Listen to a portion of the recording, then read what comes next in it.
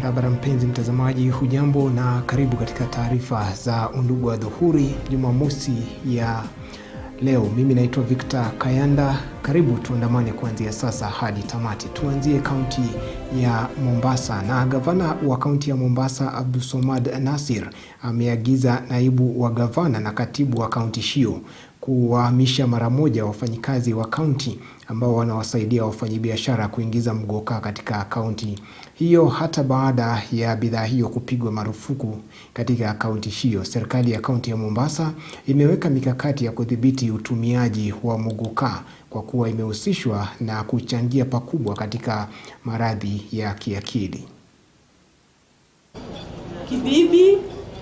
The World Health Organization estimated 15% of working adults suffer from mental health disorders at any given time. Yet, despite staggering figures, the workplace often remains silent on this issue. Many employees fear the stigma or repercussions of speaking out about their mental health challenges. Studies show that mental health disorders can lead to reduced productivity, absenteeism, and even presenteeism, where employees show up to work but are unable to function at their best. Health. Allow me, Excellency, to appreciate the department for taking the lead in terms of preparing these policies together with the team from the various departments to develop policies for the county government of Mombasa.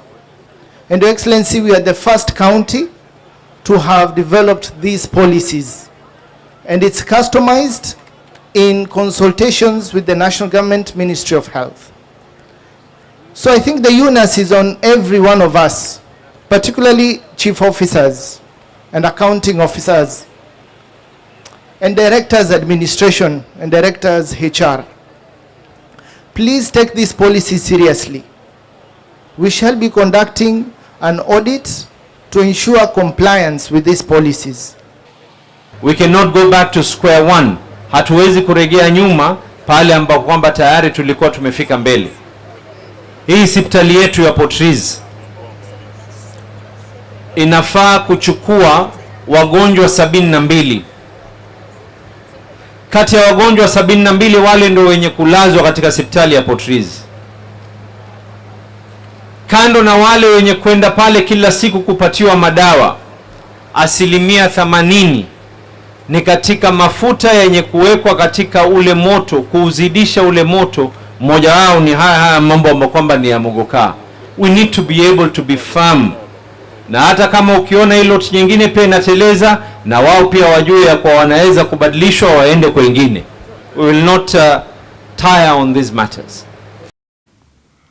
Utafiti uliofanywa na kampuni ya utafiti ya Infotrack imeashiria kuwa Wakenya 44% wanaamini kuwa bunge la Seneti litamtimua naibu wa rais Rigathi Gachagua afisini juma lijalo. Aidha, Wakenya 20% wanapendekeza kuwa waziri wa usalama wa ndani Profesa Kithure Kindiki kumrithi Gachagua atakapotimuliwa. 5% wakipendekeza kuwa gavana wa Kirinyaga Anne Mumbi Waiguru na mkuu wa mawaziri kuchukua nafasi hiyo iwapo naibu rais atatimuliwa afisini. Not with a majority, but 20% would prefer Professor Kindiki Kithure as a replacement of the current DP. 5% would prefer the Kirinyaga governor Anne Waiguru. That's a tie with the Prime Cabinet Secretary, Honorable Musalia Mudavadi, who also scored a 5% as a possible replacement. Governor Gladys Wanga has a 4%, and they've tied with Ndini Nyoro. And there's the former Prime Minister, Honorable Raila Odinga, scoring a 2% as a possible candidate. What we need to take emphasis here is the 60% of Kenyans who have zero idea. So they've left it to the president to decide. So that's the majority, because the others, the figures are significantly low. And of course you can see majority, apart from Professor Kindiki, majority of them are single digit. Naye gavana wa kaunti ya Narok Patrick Ole Ntutu amezindua ujenzi wa miradi 15 ya maendeleo mwaka huu wa kifedha katika wadi ya Ngareta zitakazo gharimu shilingi milioni 100. Miradi hiyo inajumuisha ujenzi wa vyumba viwili vya kujifungua, zahanati, madarasa ya wanafunzi wa chekechea, maabara na daraja. Akizungumza wakati wa uzinduzi wa madarasa katika shule ya msingi ya Ngarete, amewataka wenyeji kuhudhuria vikao vya kuchukua maoni wanapotakiwa ili kupata miradi wanaohitaji. Pia hapa eneo ya Ngareta tumekuwa na shida ya barabara. Ndiposa mnaona ya kwamba tumeanza kutengeneza hizi bridges ambayo mumeona leo, kama hii ambayo ni ya Undugu na ile ingine Nongopit, na hii ni barabara, hii ni bridges ambayo haikuwa inaruhusu watu kutoka eneo hii kwenda pande ile ingine ya Ngareta. Sababu contractors wameshaniambia ya kwamba in the next 2 weeks watamaliza ili wananchi waweze kutumia. Lakini ya muhimu sana hapa Ngareta ward tumeona ya kwamba ni wakulima, na kwa sababu ya mvua iliyonyesha karibu mwezi 3-5 iliyopita, barabara nyingi zimeharibika na hawa ni wakulima. Sasa nimeagiza zile matinga ambayo tulikuwa tumenunua ambazo zilikuwa pande ya Mara. Sasa kuna set moja ambayo itakuja hapa, kuna set nyingine iko Kilgoris, kuna set nyingine iko pale Siana, kuna zingine ziko hapa Olorobil, lakini kuna set moja ambayo inatoka kuja hapa ili tutengeneze wananchi barabara. Mimi ni dereva wa pikipiki. Ningependa siku ya leo kushukuru gavana, maana ametuundia barabara, ametuundia daraja. Hii daraja limekuwa likitusumbua sana kama wakazi wa Ngareta.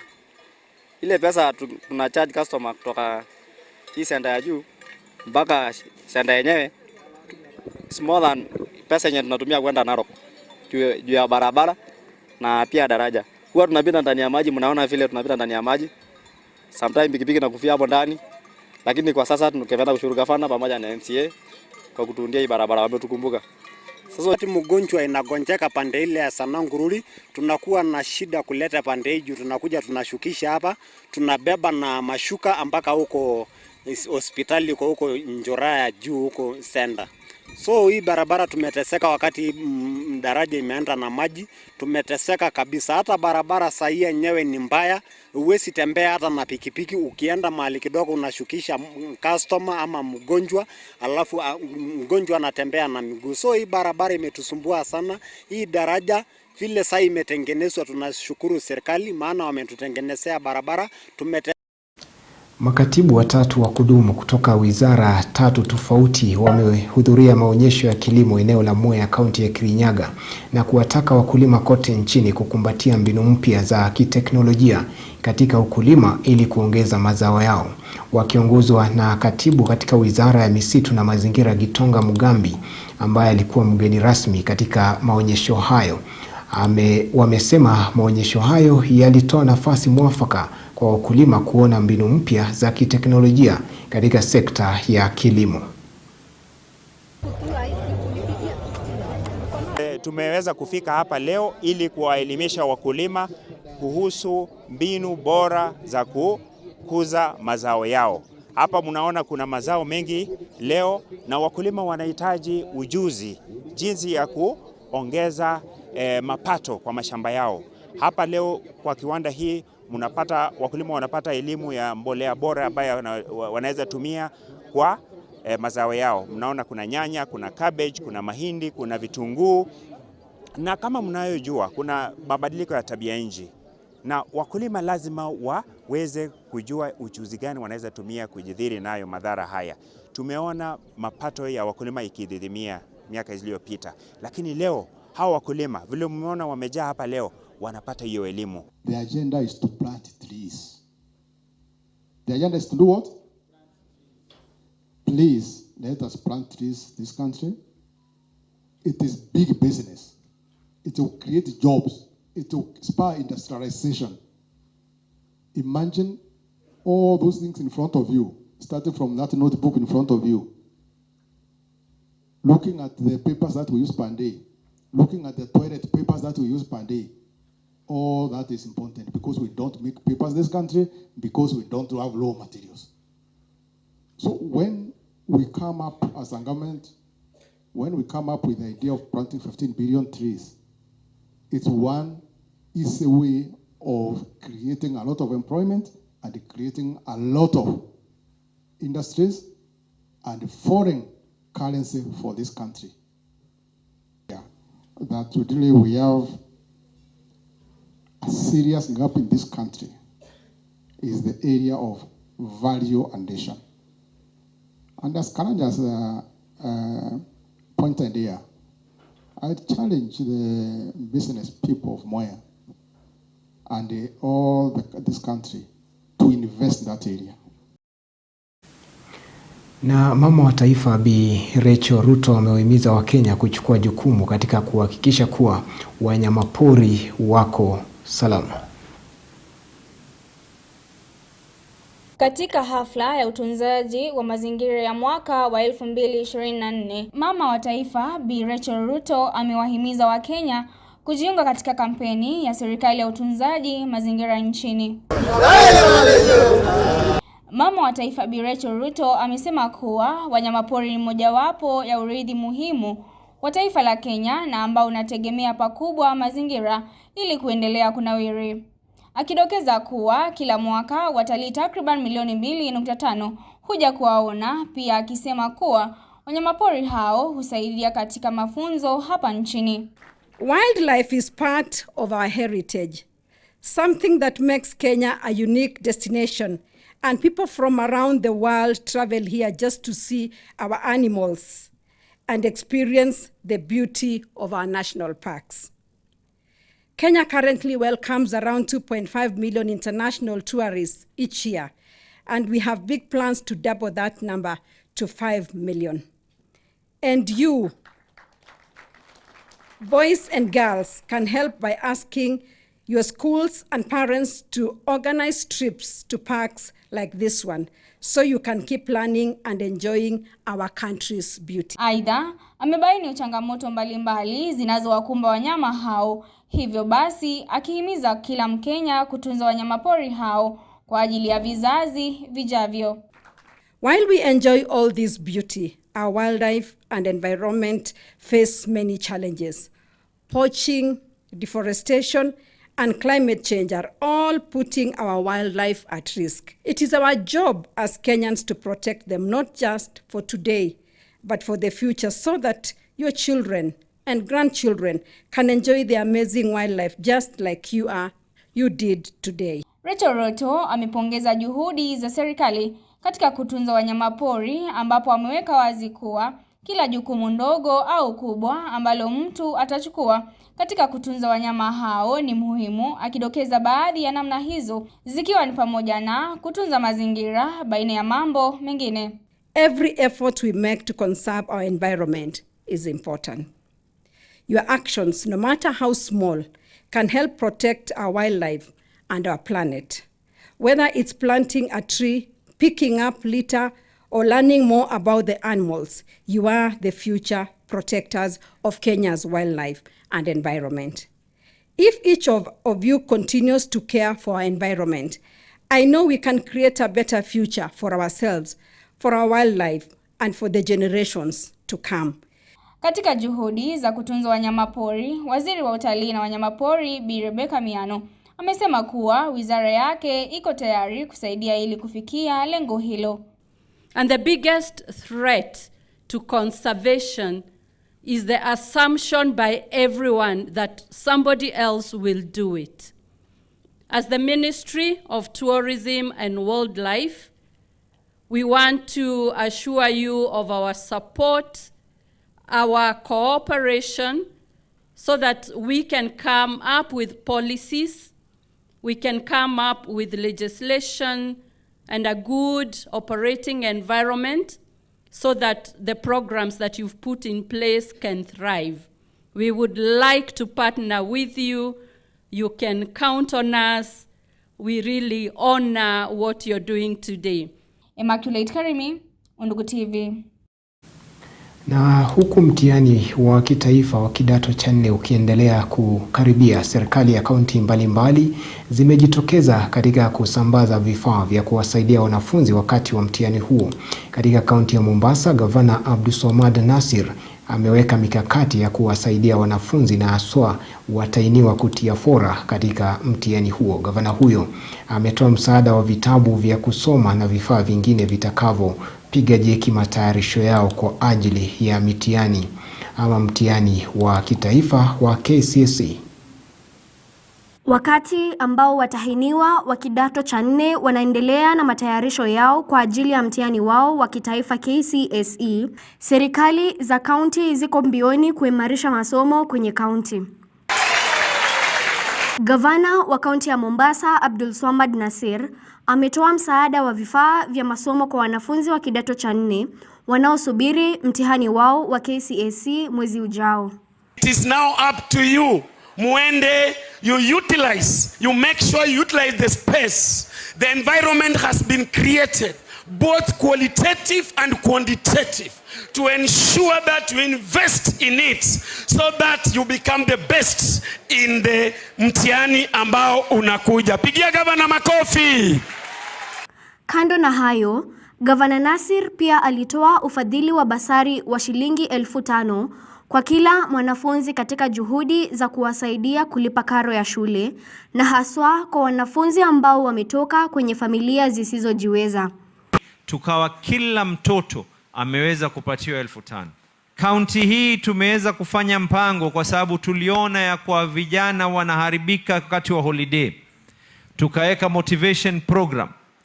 Nilikuwa nimeweka proposal ya kwa kila mtoto, kila mmoja wenu hapa akitoka akienda university, kuna hundi yake 50,000 iweze kulipwa over the period. Baraza letu la assembly tumekubaliana ya kwa kuna ile task force ya mambo ya university funding. Wakimaliza hiyo task force yao, whatever recommendations will be there, no child should be denied equal and proper education. Wote wale ambao wanasoma shule za Mombasa waliweza kupata basari, kweli ama si kweli? Pigia. Aidha, gavana huyo wa Mombasa pia alikiri kuwa amejenga mahabara na vyanzo vya maji katika shule kadhaa, akisema kuwa hii itawapa wanafunzi fursa nzuri na amu ya kusoma. Hii shule hii kuna laboratory kadhaa ambazo kwamba nilizieka, library, hata hii water system iliyoko hapa nina imani ya kwa bado ipo na inaendelea. Kuna shule yoyote ambayo kwamba iliyoko hapa mkono wa yale ambayo kwamba tuliweza kuyafanya haijafikia. Nimesikia habari ya Star, I think even you have a water purification system. We did for you the library and I think the eating area. Sheikh Abdullah Farsi, ando I think from your dining area to your laboratory to all your classes zote nilizijenga. Mary Kialo, makala ya Undugu na Elimu. Watoto wenye ulemavu katika kituo cha watoto mayatima cha Jomo Kenyatta sasa wana kila sababu ya kutabasamu. Hii ni baada ya wafanyikazi wa kituo cha Huduma Center kaunti ya Embu kutoa usaidizi wa bidhaa mbalimbali. Hatua hiyo ilipelekea wafanyikazi hao kutangamana na watoto walemavu wa kituo hicho kama njia moja ya kurejesha hisani na huduma kwa jamii na Wakenya wanaowahudumia kila siku. Ziara hiyo vile vile ilikuwa afueni kwa watoto hao ambao makazi yao yalichoma miezi miwili iliyopita. Today we planned to come and visit Jomo Kenyatta Children Home to share the act of mercy, the act of compassion with them, to show that God loves these children and to extend our love to them. So we are here as a team of Huduma Center Embu to share our love, to share our finances, and to share our emotional support with all the team behind me. So we have brought few items as donations, materially, just as a sign of planting a seed, because we are Christian in Christian faith. Siku ya leo tuna furaha tukishukuru watu wa Huduma Kenya hapa ofisi za Embu ambao wametutembelea ili kuja kuwa pamoja na watoto wetu na pia kutupea support, na tunashukuru sana kwa kutusaidia na kwa kuja na kutupea hope ili tuendelee. Kama vile mnavyojua, mwezi wa 7 tulichomekewa, na kwa wakati huu tunaendelea kujenga, na tunashukuru kwa wale wote ambao wametusupport na wale ambao wanaendelea kutusaidia. Na mtazamaji, ndio mwisho wa taarifa zetu za Undugu Adhuhuri kwa wakati huu, ila ni kufahamisha kwamba bado yapo mengi ambayo tunaendelea kuyashughulikia, kama vile gavana wa kaunti ya Tana River Dado Godana kuweza kukamatwa, Rais William Ruto katika hafla ya kusimikwa kwa askofu mkuu katika uwanja wa Ulinzi jijini Nairobi. Ni taarifa ambayo pia tunaendelea kuifuatilia kwa karibu, na vile vile mkutano wa chama cha ODM kaunti ya Mombasa ambayo inaongozwa na kinara wa chama hicho Raila Odinga. Tutakuwa tunakuletea taarifa hizo kiukamilifu mida ya saa 12 na saa 2 kwa taarifa zetu. Kwa sasa mimi naitwa Victor Kayanda, tukutane baadaye.